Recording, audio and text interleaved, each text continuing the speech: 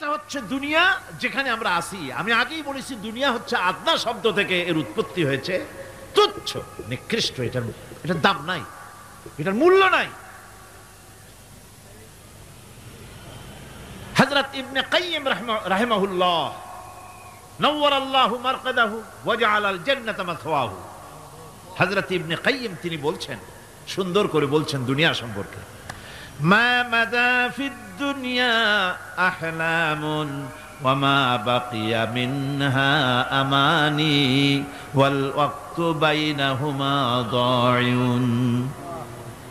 মা মাদা ফিদ দুনিয়া আহলামুন, জীবনের যে অংশ ফেলে এসেছি সেটা আজ একটা স্বপ্ন। ওয়া মা বাকিয়া মিনহা আমানি, আর জীবনের যে অংশ সামনে বাকি আছে সেটা এখন একটা আকাঙ্ক্ষা। ওয়াল ওয়াক্তু বাইনাহুমা দায়ুন, আর এর মাঝখান থেকে সময় সব চলে যাচ্ছে। কত বড় কথা চিন্তা করেছেন? জীবনের যে অংশ ফেলে এসেছি তা আজকে স্বপ্ন, তা আজ কি বলেন? স্বপ্ন। আর সামনে যা আছে সেটা আকাঙ্ক্ষা, আর মাঝখান থেকে সময় সব চলে যাচ্ছে। এরপরে তিনি বলছেন, ওয়ামান ইয়াসহাবিদ দুনিয়া ইয়াকুন মিসলা কাবিদিন আলাল মাই খানাতুহু ফুরুজুল আসাবিঈ। দুনিয়াদারের অবস্থা হচ্ছে এই, কেউ যদি দুই হাতে পানি খামসায় ধরে, দুই হাতে কি ধরছে বলেন? দুই হাতে পানি খামসায় ধরেছে, খুব মজবুত করে ধরেছে, 2 মুঠ পানি। বলেন থাকবে কতটুকু? কতটুকু থাকবে? 1 ফোঁটাও থাকবে না, কারণ তার আঙ্গুলের ফাঁক তার সাথে খেয়ানত করবে, আঙ্গুলের ফাঁক দিয়া পানিগুলি সব বেরিয়ে চলে যাবে। সুতরাং দুনিয়া যারা চায় তারা ঠিক পানি খামসায় ধরলে পানি যেমন হাতের ভেতর থেকে খেয়ানত করে চলে যায়, যারা দুনিয়া চায় দুনিয়াও তাদেরকে এভাবে ফাঁকি দিয়ে চলে যায়। তবুও দুনিয়ার মায়া মানুষের এত বেশি। আল্লাহর নবী বলেন, লাউ কানা লি ইবনি আদামা ওয়াদিম মিন যাহাবিন লাহাব্বা ইয়াকুনা লাহু সানিন। এই পৃথিবীতে যদি কাউকে একটা মাঠ ভরে যদি সোনা দেওয়া যায়, লোকটা বলবে রব্বুল আলামিন, আমি যদি আরেকটা মাঠ এরকম সোনা ভরা পেতাম। দ্বিতীয় আরেকটা মাঠ দেওয়া হলে আবার বলবে যদি তৃতীয় আরেকটা মাঠ সোনা ভরে যদি পেতাম। নবীজি বলেন, ওয়ালা ইয়ামলাউ জাওফু ইবনু আদামা ইল্লা তুরাব। মানুষের পেট 3.5 হাত মাটি ছাড়া, কবরের মাটি ছাড়া মানুষের পেট ভরবে না। আরো চাই, আরো চাই, চাওয়ার কোনো শেষ নাই। মানুষ এভাবে করে দুনিয়ার মহব্বতে এমনি পাগল হয়ে যায়, শুধু দুনিয়ার মহব্বত, পরকালকে বেমালুম ভুলে যায়।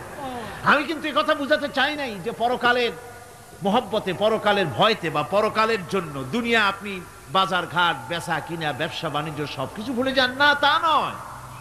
ভুল বোঝার কোনো কারণ নাই। পরকালকে অগ্রাধিকার দিতে হবে, মানে দুনিয়াটা চিরস্থায়ী জায়গা নয়। চিরস্থায়ী হচ্ছে কোনটা? আখিরাত। চিল্লায় এখন কোনটা? সুতরাং এখানে যা করতে হবে, আখিরাতে জবাবদিহিমূলক জীবন যাপন করতে হবে।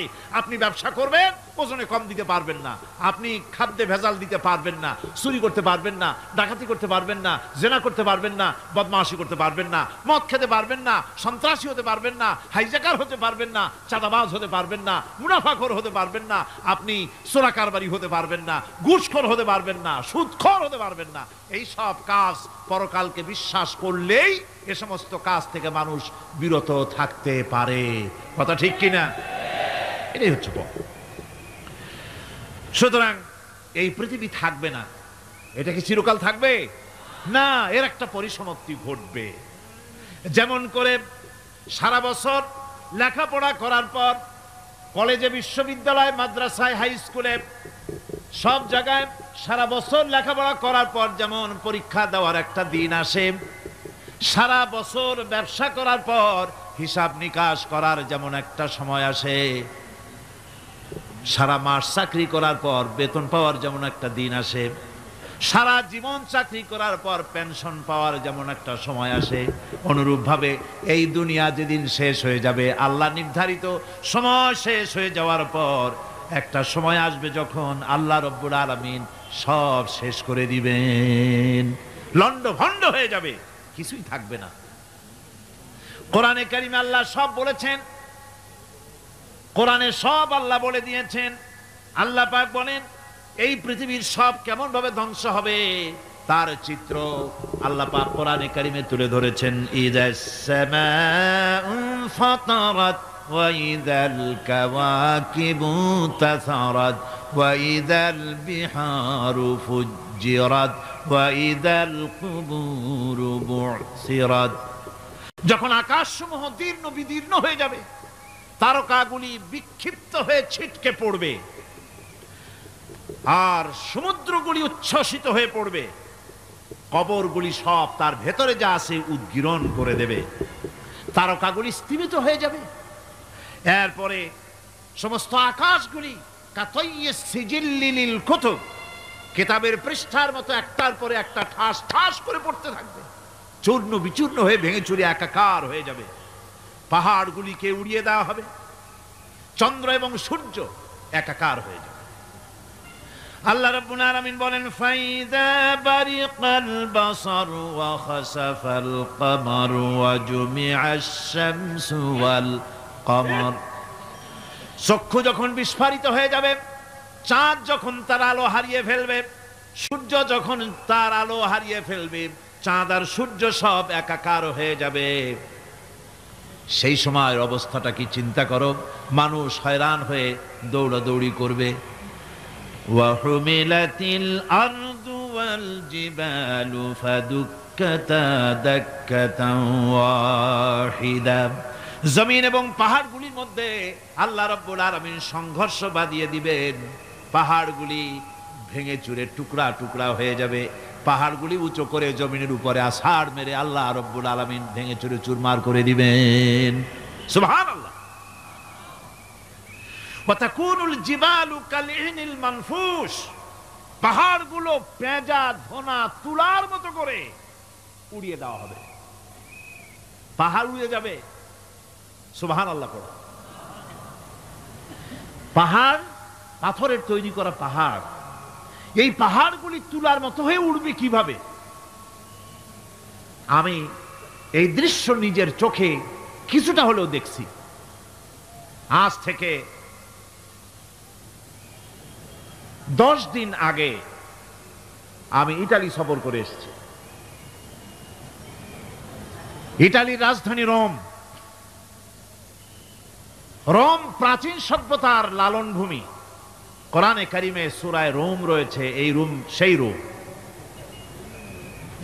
এখানের বাদশার কাছে রাসূল করিম সাল্লাল্লাহু আলাইহি সাল্লাম হেরাক্লিয়াসের কাছে চিঠি পাঠিয়েছিলেন। সেই রোম 12 থেকে 15,000-এর মতো বাংলাদেশি মুসলমান সেখানে আছে। জুমার দিন, যেদিন আমি গেলাম তার পরের দিনই জুমা ছিল। জুমার নামাজ পড়লাম ভ্যাটিকানের কাছেই বিশাল মসজিদ, ইউরোপের ভিতরে সবচাইতে বড় মসজিদ এটা। রোম ইসলামের দুশমনদের রাজধানী। সেইখানে যখন আজান হচ্ছে আশহাদু আন্না মুহাম্মাদার রাসূলুল্লাহ, আমার অনুভূতির কথা আপনাদেরকে বোঝাতে পারবো না, কি অনুভূতির সৃষ্টি হয়েছে আমার ভেতরে। ভ্যাটিকানের পোপ এক পাশে, কিছু দূরেই ভ্যাটিকান। ওটা হচ্ছে গোটা পৃথিবীর সমস্ত খ্রিস্টানদের কাবা, ভ্যাটিকান। তার পাশেই বিশাল মসজিদ, সেখানে নামাজ পড়লাম। চিন্তার ভেতরে আসলো আল্লাহ রাব্বুল আলামিন তার হাবিবের নাম, তার তাওহীদ, তার রিসালাতকে কিভাবে বিশ্বময় ছড়িয়ে দিলেন। আবু জাহেল চাইছিল মুহাম্মদ সাল্লাল্লাহু আলাইহি ওয়াসাল্লামকে স্তব্ধ করে দেবে মক্কার জীবনেই। কত বদনাম, সাহের, কাহেন, কাযযাব, শায়ের, নাউযুবিল্লাহি মিন যালিক, কত গালাগালি করলো।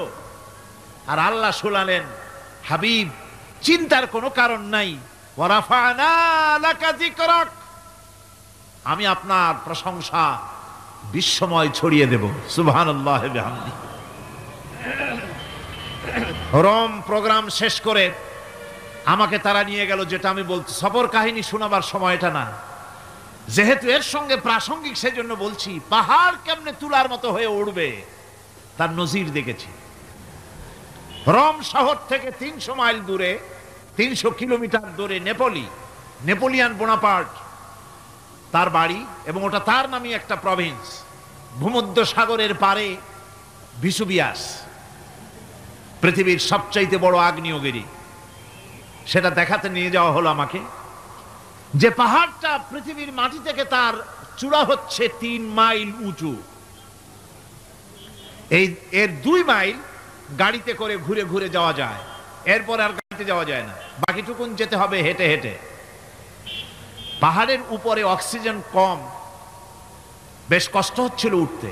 জীবনে প্রথম পাহাড়ে চড়েছি জাবালে নূর, রাসূল করিম সাল্লাল্লাহু আলাইহি সাল্লামের উপরে যেখানে ওহী হয়েছিল সর্বপ্রথম। পাহাড় চড়ার একটা অভিজ্ঞতা ওখান থেকে আমার কিছুটা হয়েছিল। খুব কষ্ট হলো বাকি 1 মাইল উঠতে। যখন ভিসুভিয়াসের একদম শীর্ষে চলে গেছি, সেখানে গিয়ে আমার সাথে 15-20 জন লোক ছিল। আমি নিজেই আল্লাহু আকবার বলে আমার গলা থেকে আওয়াজ বেরিয়ে গেল। আমি দেখতে পেলাম ভিসুভিয়াসের শীর্ষে বিশাল গর্ত। আমার মনে হয় গর্তটা এই মাঠের 1/4 হবে। এই মাঠের 1/4 হবে গর্তটা। সেই গর্তটার গভীরতা হচ্ছে 1.5 কিলোমিটার।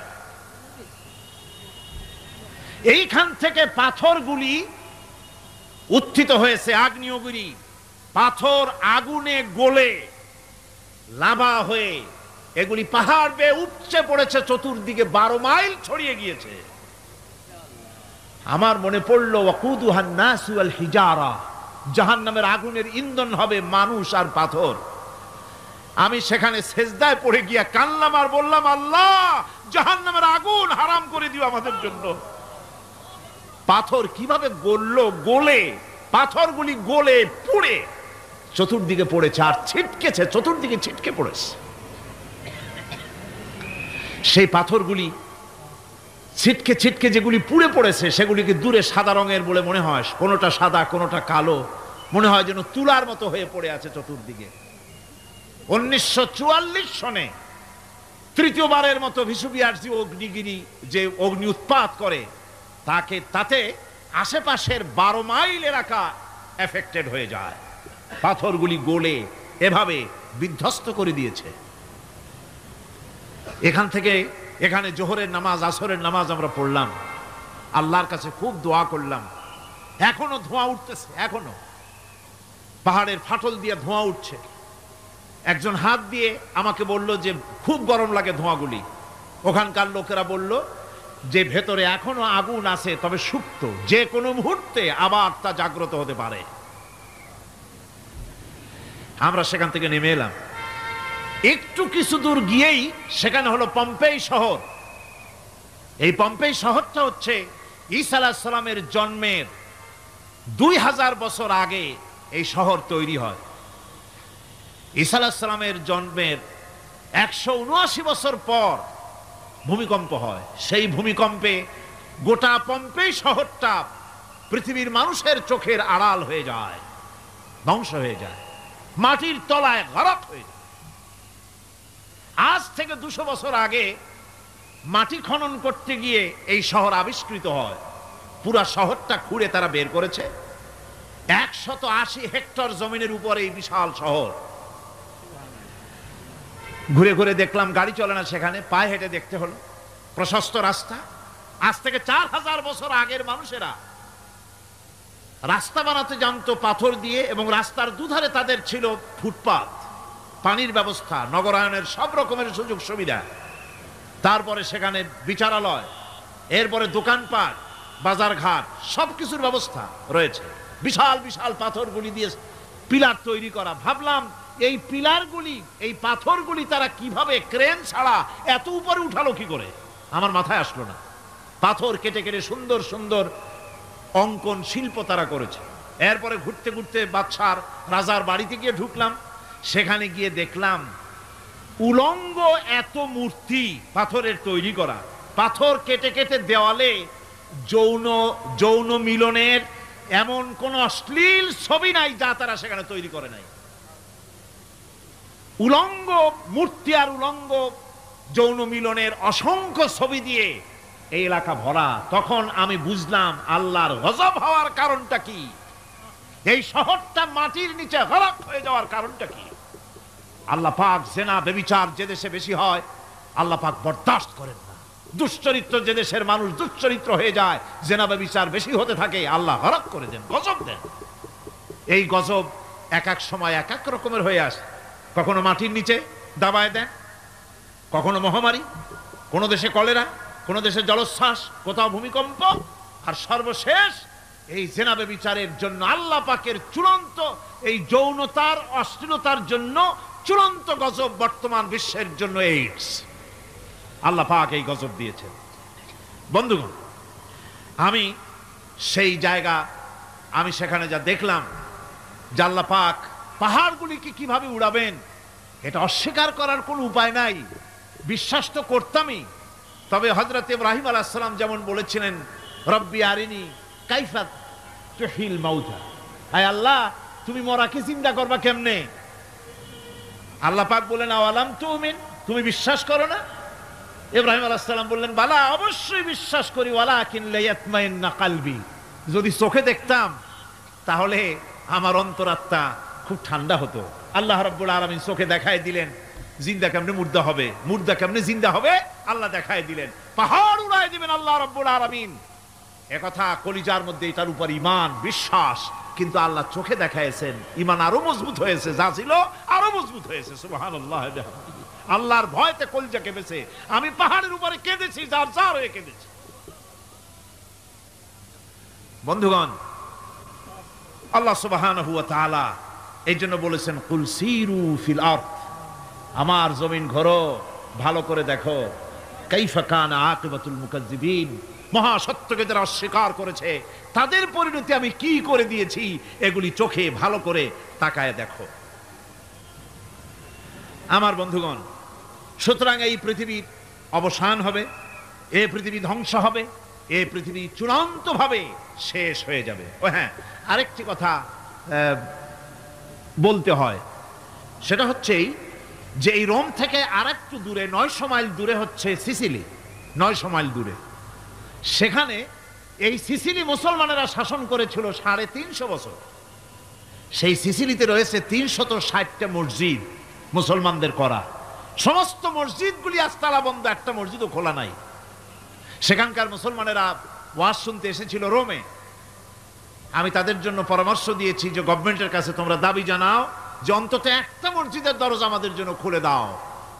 রোমের অবস্থানরত প্রবাসী বাংলাদেশি মুসলমানেরা আমাকে বলেছে, তাদের অনেকের বাড়ি চট্টগ্রামেও আছে, আমাকে বলেছে তাদের চোখে পানি আসছে বলার সময় যে চিরমের তাফসীর মাহফিল যখন আসে কলজেটা কানতে থাকে যাওয়ার জন্য। তো যাওয়া তো সম্ভব না এত দূর থেকে, আমাদের সালাম বলে দিবেন যত লোক আসবে, আর আমাদের জন্য দোয়া করতে বলবেন যেন এই রোমের ভিতরে আমরা ইসলামের আদর্শের ভিত্তিতে আমরা যেন চলতে পারি। আপনারা দোয়া করুন তাদের জন্য।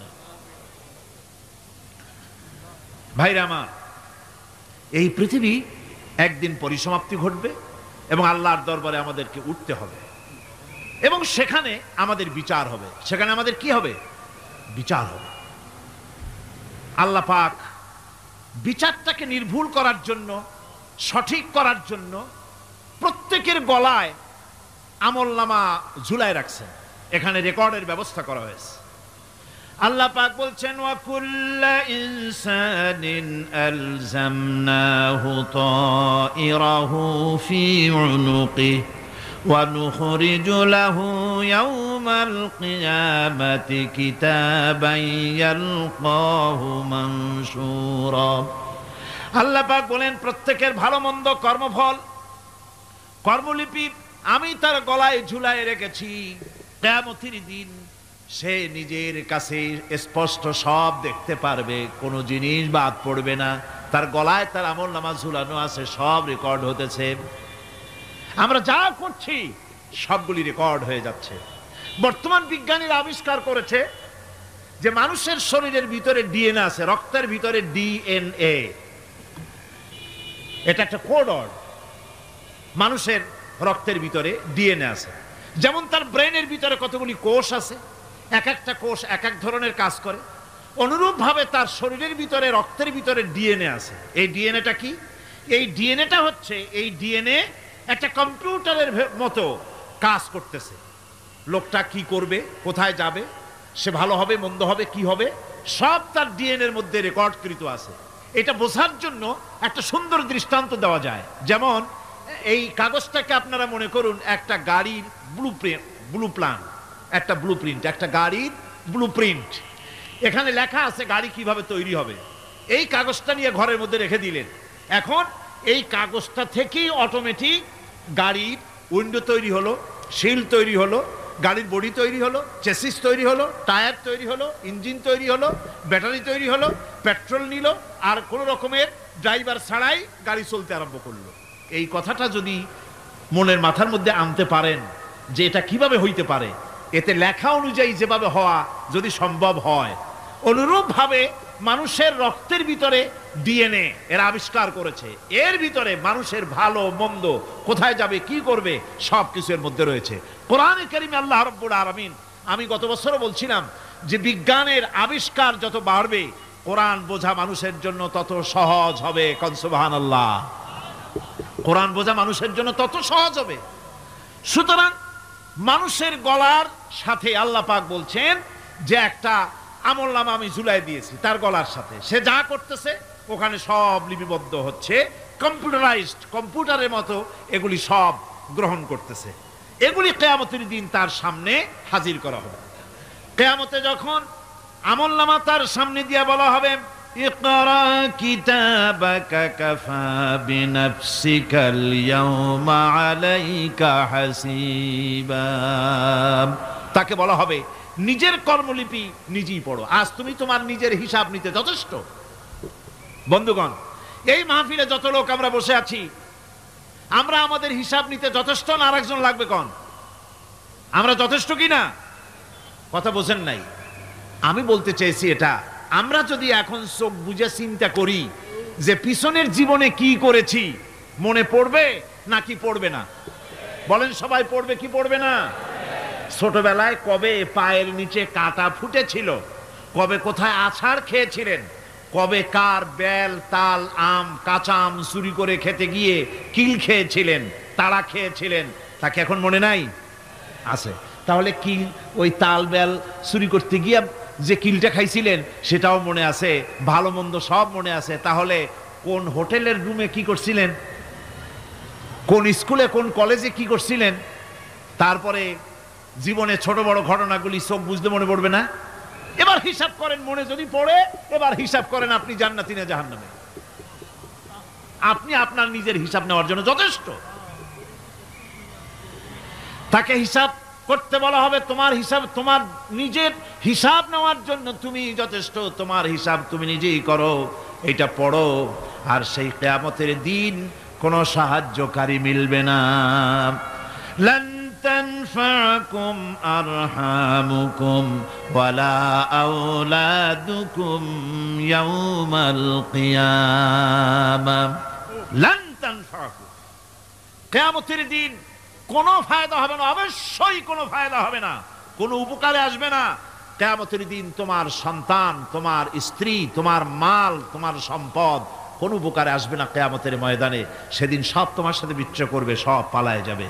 সেখানে উৎকোষেরও কোনো কারবার নাই যে ঘুষ টুস দিয়া, ফেরেশতাদের কোনো রকম বুঝবাজ দিয়া, আলাদা কোনো চোরাগলি পথ দিয়া একেবারে ফুট করে ভেসতে চলে যাবেন, এমন কোনো সুযোগ নাই।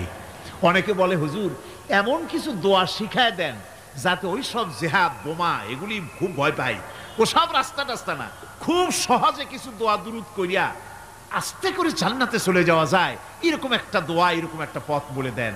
আমি বলি, ভাই এরকমের কোন চোরাগলি আমার রাসূল আবিষ্কার করতে পারেন নাই।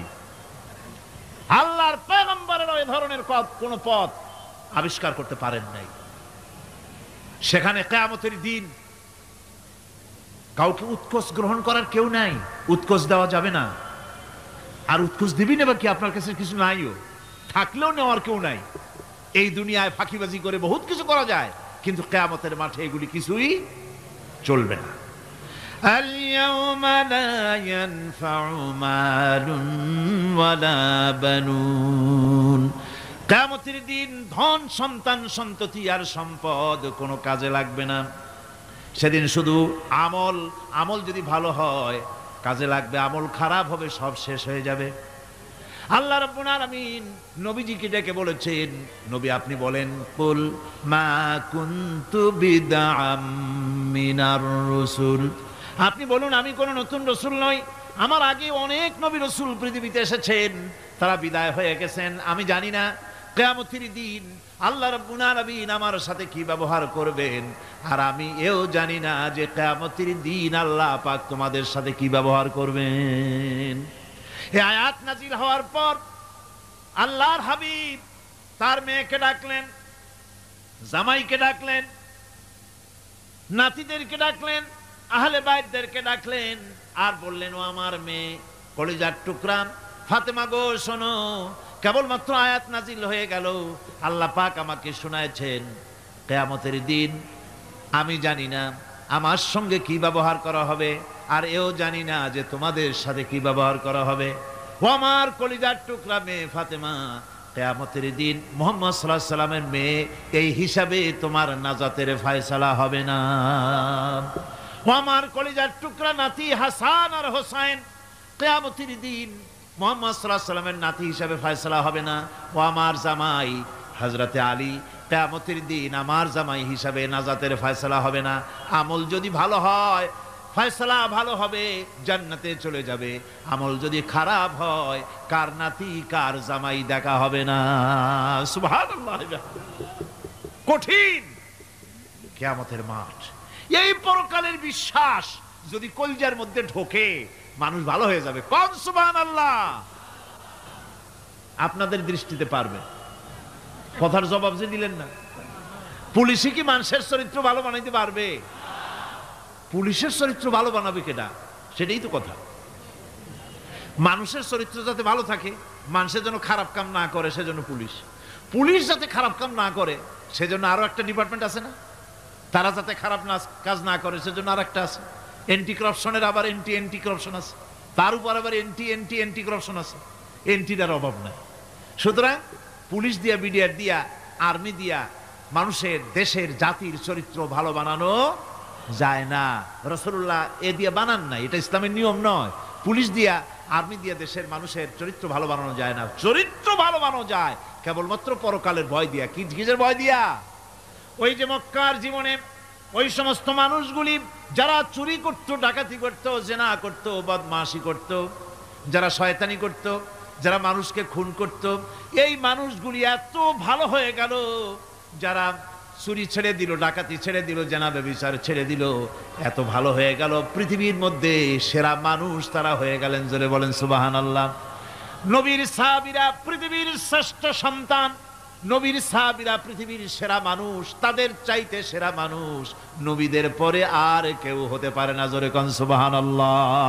নবীর পরে পৃথিবীতে শ্রেষ্ঠ মানুষ কারা? সাহাবায়ে কেরাম রিদওয়ানুল্লাহি তাআলা আলাইহিম আজমাইন। ওনারা তো কুফরের মধ্যে ছিলেন, শিরকের মধ্যে ছিলেন, চুরি, ডাকাতি, জেনা, ব্যভিচার এমন কোনো পাপ নাই যা করা হয়নি। তারপরে যখন আল্লাহর নবীর কাছ থেকে তাওহীদ, রিসালাত ও আখিরাতের দাওয়াত পেলেন, কি সোনার মানুষ এক একজন হয়ে গেলেন। সুবহানাল্লাহ। যারা ছিলেন নারীর সতীত্বের জম, তারা হয়ে গেলেন নারীর সতীত্বের পাহারাদার।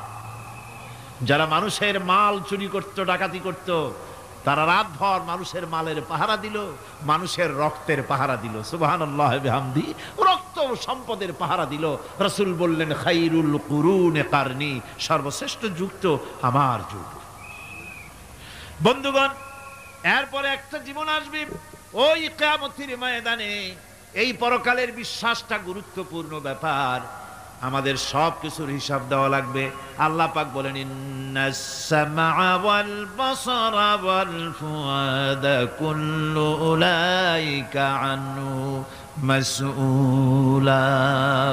নিঃসন্দেহে মানুষের শ্রবণ শক্তি, দর্শন শক্তি এবং তার অন্তঃকরণের কল্পনা সম্পর্কে আল্লাহ রাব্বুল আলামিনের কাছে জিজ্ঞাসিত হতে হবে। কান দিয়া কি করেছিল, চোখ দিয়া কি করেছিল, মুখ দিয়া কি করেছিলে, হাত দিয়ে কি করেছিলে, সব কিছুর জবাব আল্লাহ রাব্বুল আলামিনের কাছে দিতে হবে। সবটার জবাব দিতে হবে। কোনো কিছু বাদ যাবে না। এমনকি মনের ভিতরে যে কল্পনা আমরা করি, এই কল্পনার হিসাবও আল্লাহর দরবারে দিতে হবে। কোরআনে কারীম বলছেন, ওয়া ইন তুবদু মা ফি আনফুসিকুম আও তুখফুহু ইউহাসিবকুম বিহিল্লাহ।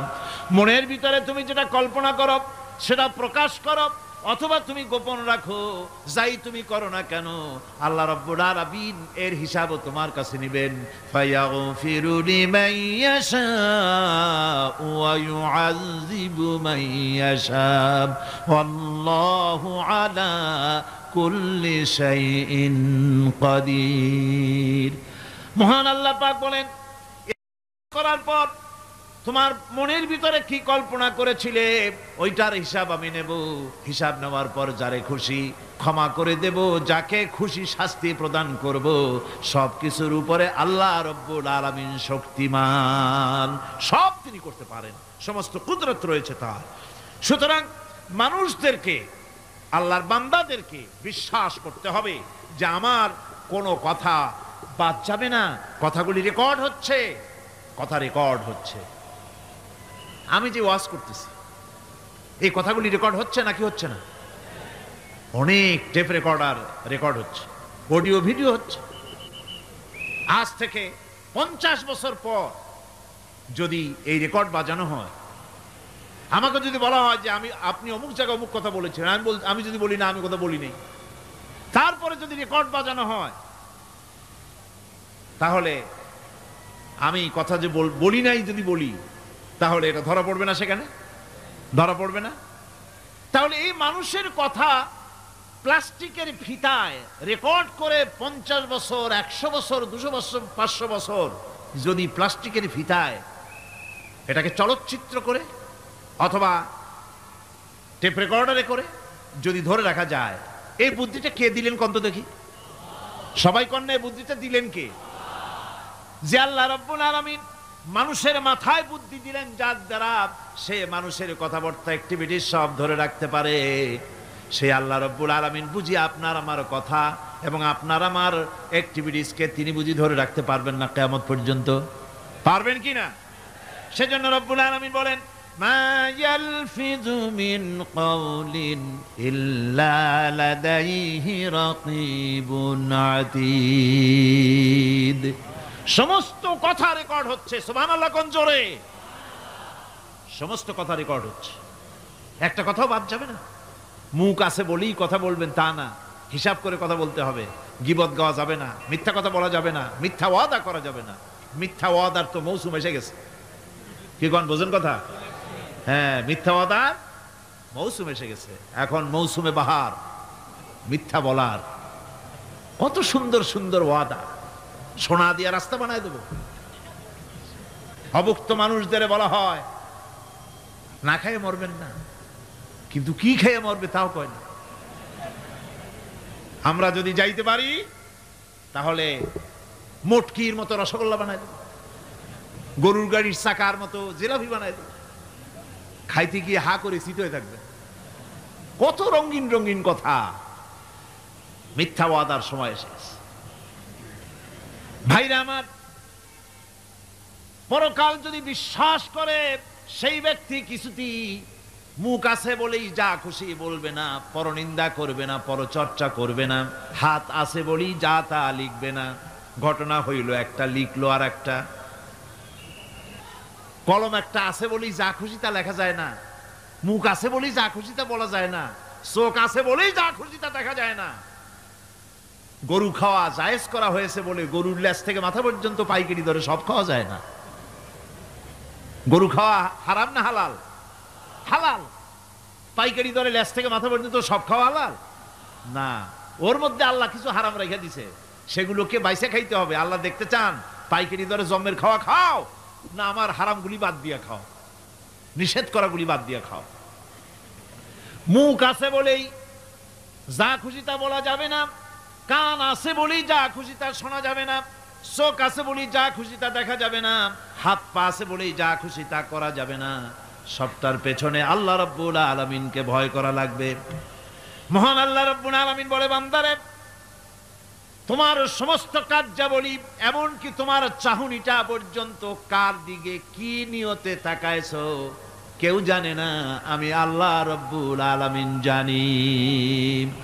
وَيَعْلَمُ خَائِنَةَ الْأَعْيُنِ وَمَا تُخْفِي الصُّدُورُ।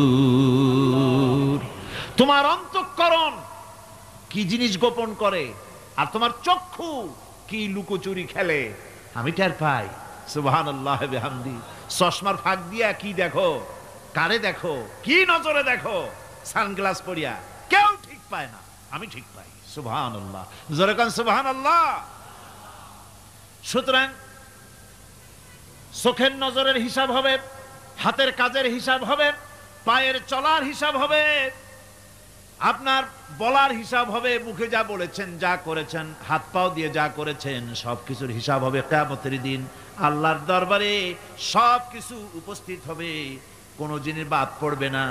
ফামান ইয়ামাল মিসকালা যাররাতিন খায়রান ইয়ারা ওয়া মান ইয়ামাল মিসকালা যাররাতিন শাররান ইয়ারা।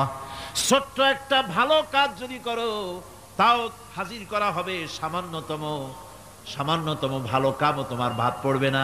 আর ক্ষুদ্রতম কোনো খারাপ কাজ করলে তাও উপস্থিত করা হবে, সব তোমার সামনে, কোনো জিনিস বাদ পড়বে না, সব দেখতে পাবে কিয়ামতের দিন। ভালো কাজটাও আর খারাপ কাজটাও আল্লাহর কাছে সেদিন আল্লাহ পাক মানুষের সামনে উপস্থিত করে দিবেন। আল্লাহ পাক বলছেন সেদিন এই জমিন, তার ভিতরে যা লুক্কায়িত ছিল জমিন সব বের করে দেবে। কান্নাহুম জারাদুম মুনতাশির। টিড্ডি ফড়িংগুলি পোকাগুলি মাটির থেকে যেমন বেরোয়, এ মাটির ভিতরে যা আছে কিয়ামতের দিন সব মাটি বের করে দেবে। ইযা যুলজিলাতিল আরদু জিলজালাহা ওয়া আখরাজাতিল আরদু আসকালাহা وقال الإنسان ما لها। এ জমিনকে ঝাঁকি মারা হবে প্রবল এক ঝাঁকুনি, প্রবল এক ঝাঁকুনিতে এ পৃথিবীর মধ্যে যা কিছু আছে সব বেরিয়ে যাবে। সুবহানাল্লাহ কইতে ইচ্ছা করে না মিয়ারা? এক ঝাঁকুনিতে পৃথিবী সব বের করে দেবে। মানুষ হয়রান হয়ে বলবে কি হয়েছে, এ মাটির হলোটা কি? আমার বন্ধুগণ, মানুষ হয়রান হয়ে গিয়ে বলবে মাটির কি হলো? আল্লাহ রাব্বুল আলামিন বলেন ইয়াউমাইযিন তুহাদ্দিসু আখবারাহা বিআন্না রাব্বাকা আওহালাহা। জমিনের উপরে যা ঘটেছে জমিন তা সব বের করে দেবে, সব প্রকাশ করে দেবে। আর এটা এই জন্য হবে যেহেতু তার রবের হুকুম হয়েছে, তার রব হুকুম করেছে বের করে দে। জমিনের ভিতরে আছে যা সব বেরিয়ে যাবে, আকাশ ভেঙে পড়বে, পাহাড় উড়ে যাবে, জমিনের ভিতরে যা আছে সব উপরে চলে আসবে, পৃথিবীতে সব শেষ, কিচ্ছু নাই, আকাশ নাই, পাহাড় নাই, সমুদ্র নাই, সব একাকার, চন্দ্র নাই, সূর্য নাই, তারকা নাই, গ্যালাক্সি নাই, মহাশূন্য নাই, সব শেষ। আল্লাহ রাব্বুল আলামিন সমস্ত ফেরেশতাদেরকে শেষ করে দিবেন, সকলের মওত হয়ে যাবে, কেউ আর থাকবে না। এমনকি হযরতে আজরাইল মালাকুল মউত তিনিও থাকবেন না, সব আল্লাহ রাব্বুল আলামিন মৃত্যু করে দিবেন। এরপরে আল্লাহ রাব্বুল আলামিন একা তিনি বলবেন ইয়া দুনিয়া, ইয়া দুনিয়া আইনা আনহারুকি। এ পৃথিবী, তোর সেই সমুদ্রগুলি কোথায়, নদীগুলি কোথায়? ইয়া দুনিয়া আইনা আশজারুকি। হে দুনিয়া, তোমার গাছগুলি কোথায়? এত বন বনানি, এত গাছ ছিল। ইয়া দুনিয়া আইনা জিবালুকি। হে পৃথিবী, তোর জমিনে যত পাহাড় ছিল, পাহাড়গুলি কই? যত স্বৈরাচার ছিল জমিনের উপরে, যারা স্বৈরাচারী মনোবৃত্তি নিয়ে মানুষ ধ্বংস করেছে, দেশ ধ্বংস করেছে, মায়ের বুক খালি করেছে, ওই স্বৈরাচারগুলি কই? কোনো জবাব নাই। আল্লাহ পাকের পরে বলবেন লিমানিল মুলকুল ইয়াউম। কার রাজত্ব? আজকে রাজত্বটা কার? আল্লাহ তিনবার আওয়াজ দিবেন, আজকে রাজত্ব কার? আল্লাহ পাক যখন তিনবার করে ডাক দিবেন, কোনো জবাব নাই, কোনো জবাব নাই। কে জবাব দেবে? আল্লাহ রাব্বুল আলামিনের সামনে কার ক্ষমতা আছে কথা বলার? কেউ তো নাই, সব শেষ। আল্লাহ পাক বলবেন লিল্লাহিল ওয়াহিদুল কাহ্হার, একমাত্র পরাক্রমশালী আল্লাহ রাব্বুল আলামিনের রাজত্ব আজ। সেই হাসরের মাঠে আমাদের সকলকে উপস্থিত হয়ে যেতে হবে। কেউ আমরা এখান থেকে বাঁচতে পারবো না, সবাইকে উঠতে হবে। অপরাধীরা সেখানে অসহায় হয়ে যাবে, অপরাধীরা অসহায় হয়ে যাবে। আল্লাহ পাক বলেন فَإِذَا جَاءَتِ الصَّاخَّةُ يَوْمَ يَفِرُّ الْمَرْءُ مِنْ أَخِيهِ وَأُمِّهِ وَأَبِيهِ وَصَاحِبَتِهِ وَبَنِيهِ। অবশেষে যখন কান ফাটানো আওয়াজ আসবে, এই আওয়াজ সেদিন মানুষ নিজের মা বাপ ভাই বোন সব থেকে বিচ্ছিন্ন হয়ে যাবে, সব একের থেকে আরেকজন পালায়ে যাবে, হারায় যাবে, কেউ কাউকে আর খুঁজে পাবে না। সেদিন ওই কিয়ামতের মাঠে বিভীষিকাময় দৃশ্য, মানুষ হয়রান হয়ে যাবে। মাথার এক হাত অথবা অর্ধ মাইল অথবা এক বিগত এতটুকুন উপরে ওই প্রকাণ্ড সূর্যটার তাপ আসবে, গুনাহগারের মাথার চান্দি ফেটে গিয়া মগজগুলি গলে গলে নাক কান দিয়ে বের পড়তে লাগবে, জিহ্বাটা কুকুরের মতো ঝুলে নাভিস্থল পর্যন্ত পড়ে যাবে, মাটিটা সূর্যের উত্তাপে তামার মতো গরম হয়ে যাবে, সারা হাসর জুড়ে আওয়াজ হবে পানি পানি পানি। মানুষেরা হয়রান হয়ে যাবে সে হাসরের ময়দানে। এই চরম কষ্টের ভিতরে আল্লাহ রাব্বুল আলামিন বলেন সেদিন দুটো ভাগ হয়ে যাবে, একদল মানুষের চেহারা আলোয় ঝলমল হয়ে যাবে, আর একদল মানুষের চেহারাগুলি কালো হয়ে যাবে। উজুহু ইয়াউমাইদিন মুসফিরাতুন দাহিকাতুন মুস্তাবশিরা ওয়া উজুহু ইয়াউমাইদিন আলাইহা গাবারা। আল্লাহ পাক বলেন এক শ্রেণীর মানুষের চেহারা হাস্যোজ্জ্বল ঝলমলে হয়ে যাবে, আর এক শ্রেণীর মানুষের চেহারাগুলি কালো হয়ে যাবে। তারহাকুহা কাতারা উলাইকা হুমুল কাফারাতুল ফাজারা। হাস্যোজ্জ্বল, স্বচ্ছন্দপূর্ণ, সুন্দর, উজ্জ্বল ঝলমলে চেহারা হবে ঈমান আনার কারণে, পরকালকে বিশ্বাস করার কারণে, আল্লাহ এবং রসুলের কথা অনুযায়ী জীবন যাপনের কারণে চেহারাটা উজ্জ্বল হয়ে যাবে। আর আল্লাহর নাফরমানি, রসুলের নাফরমানি, পরকালকে অস্বীকার করার কারণে কাফেরগুলির চেহারা, মুনাফিকগুলির চেহারা কালো হয়ে যাবে। তাদেরকে আলাদা করে দেওয়া হবে। আমতাজুল ইয়াউমা আইয়ুহাল মুজরিমুন, মুজরিমদেরকে আলাদা করে দেওয়া হবে, দুইটা ভাগ হয়ে যাবে। এই চরম অবস্থা সৃষ্টি হবে কিয়ামতের ময়দানে। সেদিন রাসূল করিম সাল্লাল্লাহু আলাইহি ওয়াসাল্লাম উম্মতের জন্য সুপারিশ করবেন। সেই সুপারিশ যেন আমাদের করতে পারেন সেজন্য আমাদেরকে তৈরি করতে হবে, সে ধরনের যোগ্য আমাদেরকে বানাতে হবে। বন্ধুগণ, এই পরকালীন জীবন, এর সম্ভাবনা, এটা যে হবে এবং সেই পরকালে আমাদের সকলকে যে উঠতে হবে, কিয়ামতে আল্লাহর কাছে জীবনের সব কিছুর জবাবদিহি করতে হবে, এই ভীতি সৃষ্টি করতে চায় আল্লাহ পাক মানুষের ভেতরে। আল্লাহ পাকের চাইতে মানুষের কল্যাণকামী আর কেউ আছে? চিল্লায় কোন আল্লাহর চাইতে, বিশ্ববাসীর সৃষ্টি জগতের কল্যাণকামী আল্লাহর চাইতে, রাসূলের চাইতে বেশি কেউ কি আছে? সে আল্লাহ পাক সব বলে দিলেন, ওপেন সিক্রেট করে দিলেন, সব গোপন ফাঁস করে দিলেন। কেমনে বিচার হবে, কেমনে কিয়ামত অনুষ্ঠিত হবে, কেমনে কি হবে, সব খুলে খুলে আল্লাহ পাক বলে দিলেন আমাদেরকে ভালো হওয়ার জন্য। কোরআনে কারীম বলছে লাইসাল বিররা আন তুওয়াল্লু ওয়ুজুহাকুম কিবালাল মাশরিকি ওয়াল মাগরিব। পূর্ব পশ্চিমে মাথা ঘুরানো, সার নত করা, মাথা ঘুরানো, মুখ ঘুরানো, এটাই কিন্তু সৎ কাজ এবং পুণ্যবান হওয়ার, সৎ কাজ করার নেককার হওয়ার জন্য যথেষ্ট নয়, বরং ওয়ালাকিন্নাল বিররা মান আমানা বিল্লাহি ওয়াল ইয়াউমিল আখির। প্রকৃতপক্ষে সৎকারী মুমিন, ভালো কাজ করা, প্রকৃত মুমিন, সত্যিকারের ভালো মানুষ, সত্যিকারের ইমানদার হওয়ার জন্য 10টি কাজ লাগবে। কয়টি কাজ? 10টি কাজ লাগবে। সেই 10টি কাজের একটি কাজ গত বছর আপনাদের খেদমতে আরজ করা হয়েছে, 2টি বলা হয়েছে, বাকি আজকে বললাম আর একটা, হয়ে গেল 3টা। বাকি আছে কয়টা? 7টা। বাকি আছে আরো 7টা। পরকাল ভিত্তিক জীবনযাপন যদি করতে পারি তাহলে আমরা হব দুনিয়ার শ্রেষ্ঠ মানুষ। কোন আলহামদুলিল্লাহ। আমার দেশ, আমার জাতি, আমার school, college, university, secretariat, cantonment, রান্নাঘর থেকে শুরু করে বঙ্গভবন, দেশের সর্বত্র মানুষের ভেতরে যদি পরকালের জবাবদেহিমূলক জীবনযাত্রার অনুভূতি সৃষ্টি করে দেওয়া যায়, কিয়ামত আছে আর জবাব দিতে হবে আল্লাহর দরবারে।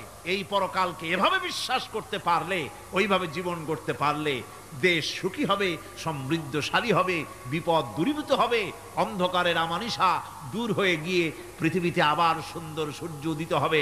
ইসলামের নতুন বার্তা নিয়ে পৃথিবীতে শান্তি আসবে, সুখ আসবে, সমৃদ্ধি আসবে, স্বাধীনতা টিকবে, সার্বভৌমত্ব টিকবে, দেশ এক সুখী সমৃদ্ধশালী সুন্দর দেশে পরিণত হবে। বাংলাদেশ হবে পৃথিবীর একটা আদর্শ দেশে পরিণত হয়ে যাবে যদি এই কথাগুলি আমরা বিশ্বাস করি আর আমল করে চলতে পারি। আল্লাহ পাক যেন সে তৌফিক আমাদের দেন। সকলে বলি আমিন। সকলে কন আমিন। মুনাজাত হবে, দাঁড়ানো ভাইরা বসে। মুনাজাত হবে, দাঁড়ানো ভাইরা সকলে বসে। আল্লাহুম্মা ربنا ظلمنا أنفسنا وإن لم تغفر لنا وترحمنا لنكونن من الخاسرين ربنا لا تزغ قلوبنا بعد إذ هديتنا وهب لنا من لدنك رحمة إنك أنت الوهاب। আয় আল্লাহ তাআলা, হাজার হাজার মুসলমান নরনারী দীর্ঘক্ষণ ধরে তোমার কোরআনে কারিমের আলোচনা শুনেছি, দরুদ ও সালাম পড়েছি, জিকির আজগার করেছি। মেহেরবানি করে সওয়াবটুকুন জনাবে মুহাম্মদুর রাসূলুল্লাহ সাল্লাল্লাহু আলাইহি ওয়াসাল্লামের রূহ মুবারকে পৌঁছায় দাও। হে আল্লাহ তাআলা, तमाम পৃথিবীর মাটির নিচে যত মুমিন মুমিনাত শুয়ে আছেন তাদের আরওয়ার পরে সওয়াব পৌঁছায় দাও। রব্বুনা রবিন, আমাদের মধ্য থেকে মা বাপ যাদের দুনিয়া থেকে বিদায় হয়ে গেছে, কবরগুলিকে জান্নাতের টুকরা বানায়া দাও। রব্বির হামহুমা কামা রব্বায়ানি সগীরা। সকলে পড়েন রব্বির হামহুমা কামা রব্বায়ানি সগীরা। আয় আল্লাহ তাআলা, আমাদের পীর মুর্শিদ, আমাদের উস্তাদ, আমাদের ভাই বোন, আত্মীয় স্বজন যার যা মারা গেছে সকলকে ক্ষমা করে দাও। গোটা পৃথিবীতে আজকে যত মুসলমান বেঁচে আছেন সমস্ত মুসলমানদের গুনাহ খাতা মাফ করে দাও। সমস্ত মুসলমানদেরকে এক বানায় দাও, নেক বানায় দাও। মুসলমানদের জিন্দেগির গুনাহ খাতা মাফ করে দাও। রব্বানা তাকাব্বাল মিন্না ইন্নাকা আনতাস সামিউল আলিম وتب علينا إنك أنت التواب الرحيم سبحان ربك رب العزة عما يصفون وسلام على المرسلين الحمد لله رب العالمين واجعل آخر كلمة عند الموت لا إله إلا الله محمد رسول الله السلام عليكم ورحمة الله